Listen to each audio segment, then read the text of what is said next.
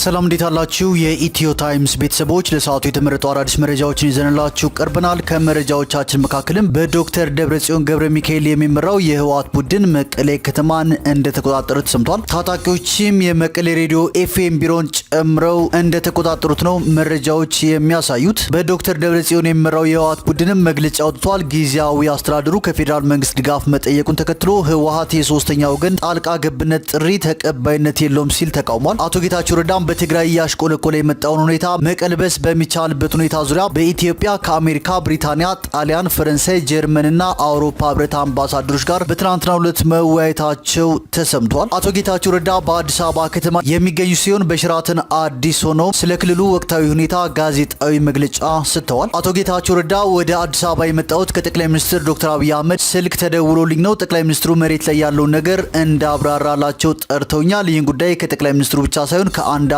ምዕራባውያን ዲፕሎማቶች ጋር እየተወያዩበት ነው ሲሉም ተናግረዋል። አቶ ጌታቸው ረዳ ሀፍረት የማይታይባቸው ናቸው። በጥቂት ግለሰቦች ጥቅም ሲባል የትግራይ ህዝብ መጎዳት የለበትም፣ የትግራይን ህዝብ ወደ ባሰ መከራ ለማስገባት ርብርብ ላይ ናቸው ሲሉም አቶ ጌታቸው ረዳ ተናግረዋል። ይህ ቡድን ለጠቅላይ ሚኒስትር ዶክተር አብይ አህመድ ቀን ከሌሊት እየደወሉ ስልጣን የሚለምኑ ኃይሎች ናቸው ሲልም አቶ ጌታቸው ረዳ ተናግረዋል። በመቀሌ ከተማ ያለው ሁኔታም ከቁጥጥር ውጭ እንደሆነ መረጃዎች ወጥተዋል። የተሰሙትን መረጃዎች በዜናችን በዝርዝር የምናስደምጣችሁ ይሆናል። ከዚህ መረጃ በተጨማሪ የዓለም ጤና ድርጅት በጋምቤላ ክልል በከፋ የኮሌራ በሽታ የተያዙ ሰዎች ቁጥር በ10 ቀናት ውስጥ ከ55 ወደ 14 እንዳሽቆለቆለ ማስታወቃቸውን፣ በዶክተር ደብረጽዮን የሚመራው የህወሓት ቡድን በመቀሌ ከተማ የህዝብ አገልግሎት መስጠት መጀመሩንና ሌሎችን በዝርዝር የምንመለከታቸው መረጃዎች አካተናል። ቻናላችን ሰብስክራይብ በማድረግ የደወል ምልክቷን በመጫንና መረጃውም ለብዙዎች እንዲዳረስ ላይክ በማድረግ እስከ መጨረሻው አብራችሁን ቆዩ።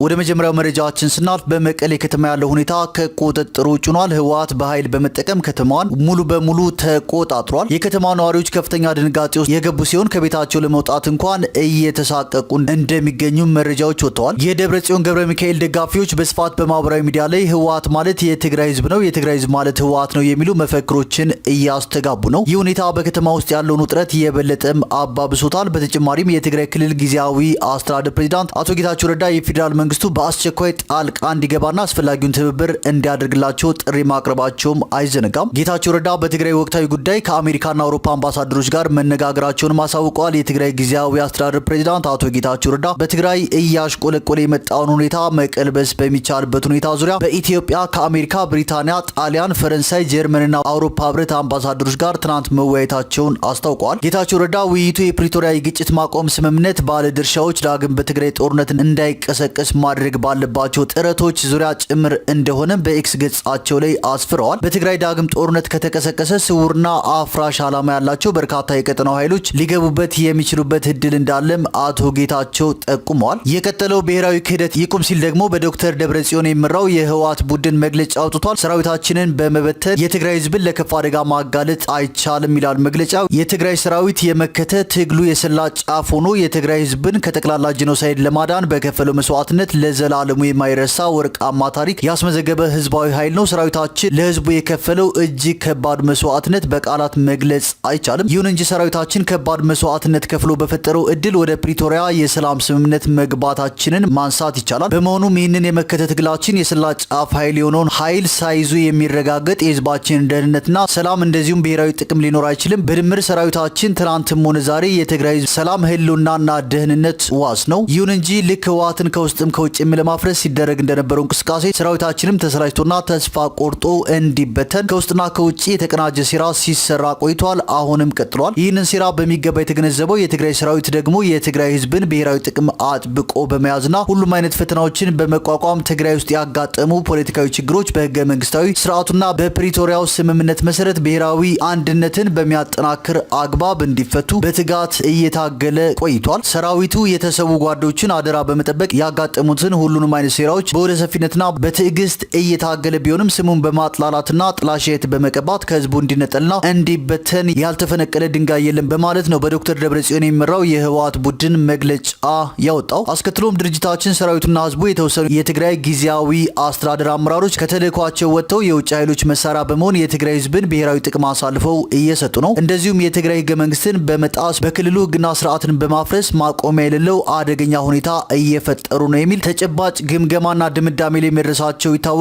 ይህንን የጋራ ድምዳሜ መሰረት በማድረግ ህግና ስርዓትን ለማስከበር የሚደረገውን እንቅስቃሴ ለማምከን በሰራዊቱና በአመራሩ ላይ ያነጣጠረ ስም ማጥፋትና ማጥላላት እንደዚሁም ማስፈራራት በተለያዩ ሚዲያዎች በተቀናጀ መንገድ ሲነዛ ቆይቷል። አሁን ደግሞ ሰራዊቱን ያለ መሪ በማስቀረት አደረጃጀቱን ለመበተንና ህዝባችንን ለከፋ አደጋ ለማጋለጥ ያለመ በጀግኖች የሰራዊቱ አመራሮች ላይ ያነጣጠሩ በእገዳና ከኃላፊነት የማንሳት ስም ግልጽ ብሔራዊ ክህደት ተፈጽሟል። ይሁን እንጂ ሰራዊቱ ይሁን አመራሩ በአንድ ግለሰብ ፈቃድ የሚታገድና የሚባረር ሳይሆን ለህዝባችን ብሔራዊ ጥቅምና ህልውና ግንባሩን የሚሰጥ ህዝባዊ ኃይል ነው። ይህንን ህዝባዊ ኃይል ማንም ግለሰብ እየተነሳ እንደ ፍላጎቱ እንዲታገል የሚያደርገው የሚያግደው ወይም የሚያባረረው አይደለም። ስለሆነም አራት የሰራዊቱ ከፍተኛ አመራሮችን ለማገድና ለማባረር በትግራይ ጊዜያዊ አስተዳደር የቀድሞ ፕሬዝዳንት ተፈርሞ የተጻፈው ደብዳቤ ከኃላፊነት ውጭ የተደረገና ተፈጻሚነት የሌለው መሆኑ አሁንም በግልጽ ሊታወቅ ይገባል። ከስልጣን ውጭ የተጻፉት ደብዳቤዎች የያዙት ዓላማ ደግሞ እጅግ አደገኛ በመሆኑ በጽኑ የምንታገለው ይሆናል። ክልላዊ አገራዊና ቀጠናዊ ሁኔታዎች እጅግ በተወሳሰቡበት በአሁኑ ወቅት ኃላፊነት በጎደለው መንገድ ሰራዊቱን ያለ አመራር በማስቀረት ህዝባችንን ለከፋ የህልውና አደጋ ለማጋለጥ ያለመ ሆን ተብሎ የተፈጸመ አደገኛ ስራ መሆኑ ህዝቡና ሰራዊቱ ሊገነዘበው ይገባል። ህወሓትና የትግራይ ሰራዊት የፕሪቶሪያዊ ሰላም ስምምነትና የጊዜያዊ አስተዳደሩ ዋና ባለቤቶች ናቸው። ትግራይ ውስጥ የተጀመረው ህግና ስርዓት የማስከበር ስራ ደግሞ ጊዜያዊ አስተዳደሩና የፕሪቶሪያውን የሰላም ስምምነት የሚያፈርስ ሳይሆን የተጀመረውን የሰላም ስምምነት ትግበራ ይበልጥ የሚያጠናክር የትግራይ ህገ መንግስታዊ ስርዓትን የሚያስከብር የህግ የበላይነትን ተጠያቂነት የሚያረጋግጥ በትግራይ ዘላቂ ሰላምና ጸጥታ የሚያሰፍርና ብሔራዊ ጥቅሞቻችንን ለማስጠበቅ የሚያስችል ነው። ይሁን እንጂ የክህደት ቡድኑ ኃላፊነት የጎደለው ስራውን አጠናክሮ በመቀጠል ህወሓትና የትግራይ ሰራዊትን ጥላሸት በመቀባትና በመወንጀል ትግራይ ውስጥ ከቁጥጥር ውጭ የሆነ ሁኔታ ሊያጋጥም እንደሚችል በመግለጽ እያደናገረ ሶስተኛ ወገን ወደ ትግራይ እንዲገባ በቀጥታና በተዘዋዋሪ መንገድ ጥሪ እያደረገ ነው። ከዚህ በመነሳት በእግድ ስም የተጻፉት ደብዳቤዎች ከስልጣን ውጭ የተደረጉ ተቀባይነትና ተፈጻሚነት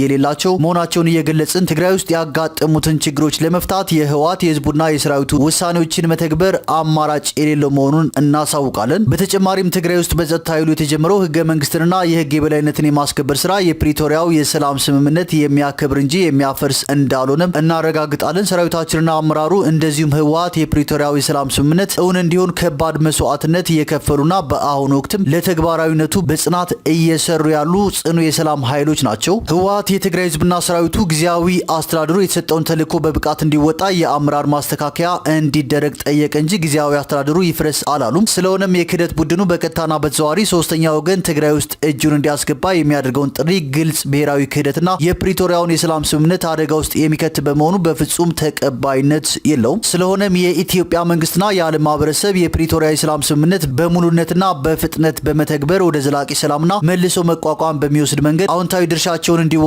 ጥሪያችንን እያቀረብን መላው ህዝባችን ትግራይ ውስጥ ህገ መንግስታዊ ስርዓት ለማስከበር ተጠያቂነት ለማረጋገጥ ሰላምና ጸጥታ ለማስፈን በሚደረጉ ስራዎች እንደተለመደው ወሳኙን ድርሻ እንዲጫወት እናስታውሳለን በማለት በዶክተር ደብረጽዮን ገብረ ሚካኤል የሚመራው የህወሓት ቡድን መግለጫ አውጥቷል። ከመቶ ቀናት በላይ ዝግ የነበረው የመቀሌ ከተማ የከንቲባ ጽህፈት ቤትም ተከፍቶ ዶክተር ደብረጽዮን ገብረ ሚካኤል የሚመሩት የህወሓት ቡድን የመደባቸው ከንቲባ ገብተውበታል። የምስራቃዊ ዞንና የአዲግራት ከተማ አስተዳደሮችም እንዲሁ ዶክተር ደብረጽዮን በሚመሩት ህወሓት ቁጥጥር ስር ውለዋል። በደቡባዊ ምስራቅ ዞን አዲ ጉዶም፣ የሳምረ እንዲሁም የሀገረ ሰላም ከተሞች የጊዜያዊ አስተዳደሩ መዋቅሮች በህወሓት ተመራጮች መተካታቸውም ተገልጿል። ጉባኤ ያካሄደው ህወሓት የሾማቸው የመቀሌ ከንቲባ ዶክተር ረዳኢ በርሄ፣ የምስራቃዊ ዞን ዋና አስተዳዳሪ ፍስሐ ኃይላይ ዛሬ መጋቢት 4 ቀን 2017 ዓ.ም በህዝብ ታጅበው ወደ የጽህፈት ቤቶቻቸው መግባታቸውንም አስታውቀዋል። የአዲግራት ከተማ የከንቲባ ጽህፈት ቤት ደግሞ ትናንት መጋቢት 3 ቀን 2017 ዓ.ም የህወሓት ተመራጩ ከንቲባ ገብቶ ስራ መጀመሩን አስታውቀዋል። ድርጊቱን ያወገዙት በጊዜያዊ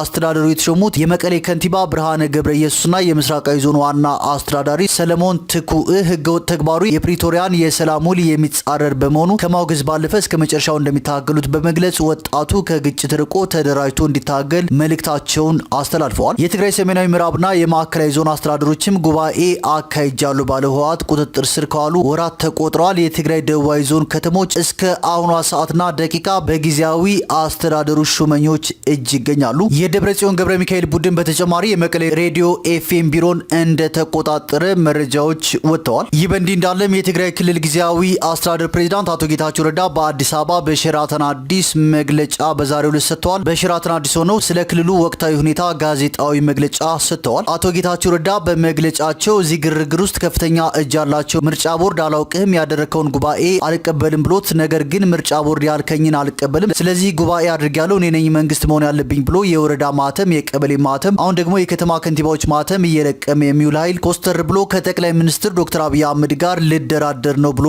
ይመጣል ሲል ነው አቶ ጌታቸው ረዳ መግለጫ የሰጠው። አቶ ጌታቸው አስከትሎም አንዳንዴ ለራሴም ግራ ይገባኛል፣ ትንሽ ማፈር የሚቻልበት ሁኔታ ቢፈጠር ይህን የማፈር ሁኔታ ጠቅላይ ሚኒስትሩ ቢሆን ፈር ቢያስይዙት የሚል እምነት አለኝ። ችግር የፈጠረ ሰው ሁሉ ከረባት አስሮ እደራደራለሁ የሚልበትን ሁኔታ መፍጠር መቻል እኔ ጠቅላይ ሚኒስትሩን ለመግለጽ ልጠቀምበት ፈልጋለሁ። ይህን አጋጣሚ አዎ ሰላም ለመፍጠር ሲባል ከሁሉም ጋር መደራደር እንዳለባቸው ይገባኛል። ነገር ግን ጊዜያዊ አስተዳደሩን በአደባባይ አላውቅህም ብሎ በስርዓት የተሾመን ፕሬዝዳንት የቀድሞ ፕሬዝዳንት እያለ ከተማ ውስጥ የመንግስትን በጀት እየተጠቀመ የሚያምስን ኃይል በምን አይነት መልኩ ነው እንደ ተደራዳሪ ተቀብለህ ልታየው የምትችለው ሲል ነው አቶ ጌታቸው ረዳ በመግለጫው መልእክት ያስተላልፈው። አቶ ጌታቸው አስከትሎም ስለዚህ ሀፍረት የሚባለው ነገር የማይታወቅበት ደረጃ ላይ ደርሰናል። ማንም ሰው ሊደራደር ማንም ሰው ፕሬዝዳንት ሆኖ ሊያገለግል ይችላል። ለራሱ የግል ጥቅም ለራሱ የቡድን ጥቅም ሲባል የህዝብን ሰላም የፕሪቶሪያን ስምምነት የሀገሪቱን መረጋጋት እንደ መያዣ ወይም ሆስቴጅ ይዞ ከረባት አስሮ ለመደራደር የሚመጣለ እዚህ ግርግር ውስጥ ከፍተኛ ተሳትፎ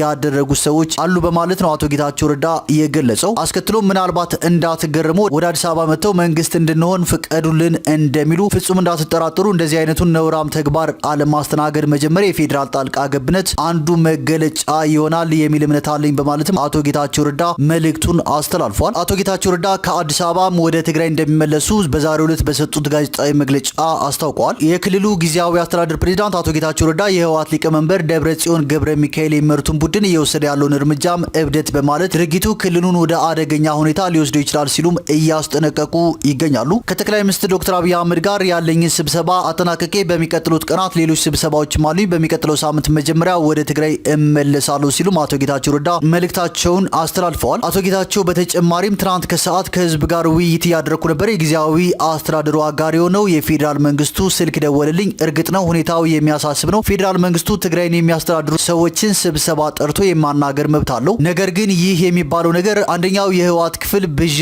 መፍጠር ካለው አላማ ነው። ለውጥ ማምጣት የሚሹ ሰዎችን እኔን ጨምሮ ከትግራይ እየወጡ ነው ይላሉ። ነገር ግን ትግራይን ሸሽቶ ወጥቷል የሚባለው ሐሰት ነው፣ ህዝቡን ግራ ለማጋባት ያሰራጩት ወሬ ነው ሲል ነው አቶ ጌታቸው ረዳ መልእክቱን ያስተላለፈው። አቶ ጌታቸው በፕሪቶሪያ ስምምነት መሰረት የፌዴራል መንግስቱ ኃይሉን ማሰማራት ቢችልም አሁን ባለው ሁኔታ የፌዴራል መንግስቱ ኃይሎች ጣልቃ መግባታቸው ትክክለኛ እርምጃ ነው ብዬ አላስብም ሲሉም ተናግረዋል። ፌዴራል መንግስት ከኤርትራ ጋር የምንጋራውን ድንበር የመጠቀም ኃላፊነት አለበት። ነገር ግን እኛ የምንፈልገው ድጋፍ አሁን ግርግር እየፈጠሩ ያሉ ኃይሎች ወደ ልቦናቸው እንዲመለሱ እድል እንዲሰጣቸው ነው። ከጠቅላይ ሚኒስትር ዶክተር አብይ አህመድ ጋር ውይይት ካደረኩ በኋላም የሚፈጠረውን እናየዋለን በማለትም አቶ ጌታቸው ረዳ ተናግረዋል። አቶ ጌታቸው አስከትለውም የውድቀቱ አካል ነኝ፣ ይህንን ክጅ አላውቅም፣ የዚህ ችግር አካል በመሆኔ ኃላፊነትን ከመውሰድ ወደ ኋላ አላልኩም እያልኩ ያለሁት ሌላኛው የህወሓት ክፍል በወታደሩ ታግዞ እየፈጸመ ያለው ድርጊት ሊያሳስበን ይገባል ነው። ይህ ጉዳይ ከፌዴራል መንግስቱ ጋር ድጋሚ ጦርነት ውስጥ እንድንገባ ከማድረጉም በላይ ሌሎች የውጭ ኃይሎች እንዲሳተፉ ሊያደርግ ይችላል። ይህ እንዲሆን በፍጹም አልፈልግም፣ ምክንያቱም የትግራይ ህዝብ ይህ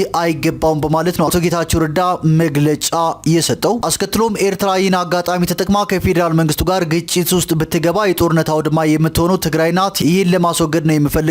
አለመታደል ሆኖ አንዳንድ የህወሓት ባለስልጣናት ፈቃደኛ እየሆኑ አይደለም። ቢሆንም ይህን ለማስወገድ ባለን አቅም የተቻለንን ማድረግ አለብን። አንዳንድ የወታደሩ አካላት ማህተም በመንጠቁ ተግባር ተሳትፈዋል ማለት መላው የትግራይ መከላከያ ኃይል አንደኛውን የህወሓት ኃይል ይደግፋል ማለት አይደለም። እኔ የማውቀው ብዛት ያለው የህወሓት ክፍልና ብዛት ያለው የወታደሩ ክፍል ከጊዜያዊ አስተዳደሩ ጎን ነው። አሁን ያለውን መንገጫገጭ መጠቀም የሚፈልጉ ሰዎች እንዳሉም ግልጽ ነው። አቶ ጌታቸው ረዳ በመጨረሻም አሁን ባለው ሁኔታ በአንደኛው የህወሓት ክፍል ምክንያት የሰሜን ምስራቅና ማዕከላዊ ቦታዎችን ቁጥጥር አጥቷል። ይህንን መልሰን መቆጣጠር አለብን የምንለው ምክንያቱም ህዝቡ መንግስት የሚያቀርበውን አገልግሎት ማግኘት አለበት በማለት አቶ ጌታቸው ረዳ በዛሬው ዕለት መግለጫ ሰጥተዋል። ወደ ቀጣዩ መረጃችን ስናልፍ የዓለም ጤና ድርጅት በጋምቤላ ክልል በከፋ የኮሌራ በሽታ የተያዙ ሰዎች ቁጥር በ10 ቀናት ውስጥ ከ55 ወደ 14 ማሽቆልቆሉን አስታውቋል። ድርጅቱ ለክልሉ ጤና ቢሮ በሁለት ዙር $100,000 የሚገመቱ የኮሌራ የሕክምና ቁሳቁሶችን መለገሱን ገልጿል። በድርጅቱ የገንዘብና የቴክኒክ ድጋፍ ወረርሽኙ በተስፋፋባቸው አካባቢዎች በሽታውን ለመቆጣጠር የሚሰማሩ 85 የጤና ባለሙያዎች ስልጠና ወስደዋል ነው የተባለው። ወረርሽኙ የካቲት 3 ላይ በአኮቦ ወረዳ ከተከሰተ ወዲህ እስካሁን 1200 ሰዎች በበሽታው እንደተያዙና በሽታው በ8 ወረዳዎችና በ4 የስደተኛ መጠለያዎች እንደተሰራጨም ድርጅቱ ጠቅሷል።